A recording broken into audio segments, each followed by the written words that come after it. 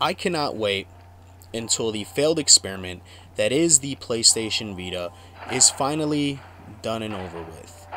I've been a huge supporter of the console since launch, and all it's done has continued to disappoint.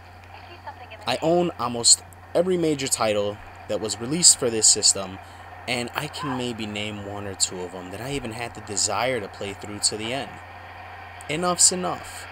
I am ready. I am ready to give up on this system. I understand recently Sony labeled it a legacy platform, in which they kind of are admitting that they're giving up on it as well, which I'm okay with at this point. Because all of these games, these seemingly AAA type titles, come out, and I'm always suckered into getting them, thinking it's finally going to be something good.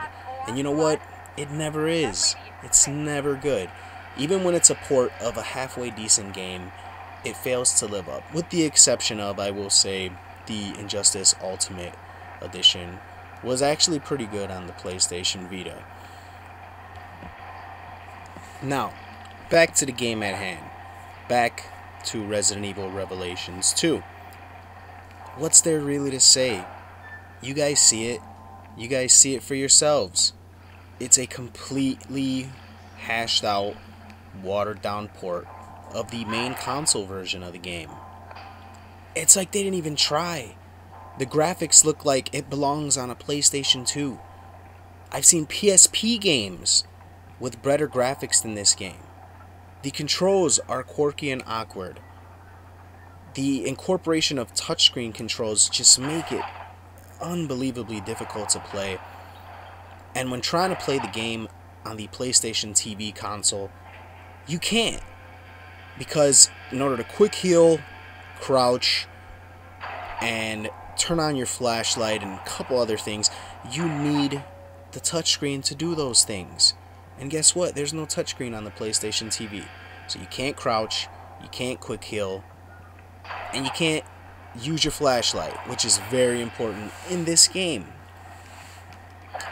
Now, story-wise, the contents of the story seem to be intact. Everything seems to be translated from the console version. But once again, if you're going to charge the same amount of money for this version of the game as its big console counterparts, it's just not worth it. And I feel duped.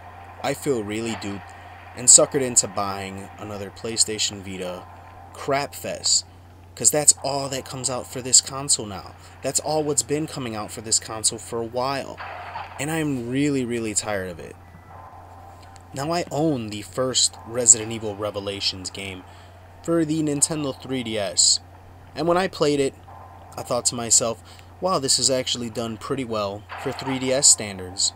I wish they'd made this on the PS Vita, because I would expect there to be a graphical upgrade. Well, this game came out on the PlayStation Vita, and there's no graphical upgrade. As a matter of fact, it might even look worse than what Revelations 1 did on the Nintendo 3DS. That's just unacceptable, man.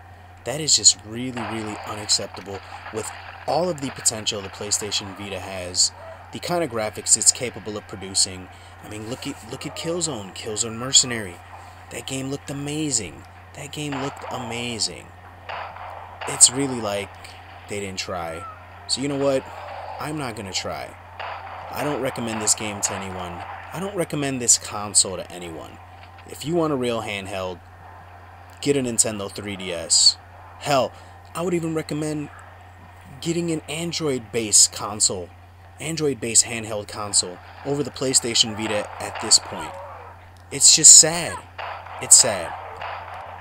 This became more of a rant than anything else, but how Sony could drop the ball so hard with the PlayStation Vita is just beyond me. I haven't seen such wasted potential from a video game console since the Sega Dreamcast, man. And that's saying something. And I'm just done. I'm done with this console. Anyway, hope you guys have enjoyed your summer. I understand the summer has been a bit of a slow season for me as far as content is concerned, but I am looking forward to making some new content for you guys in the fall months. Until next time, this is Ness, signing out.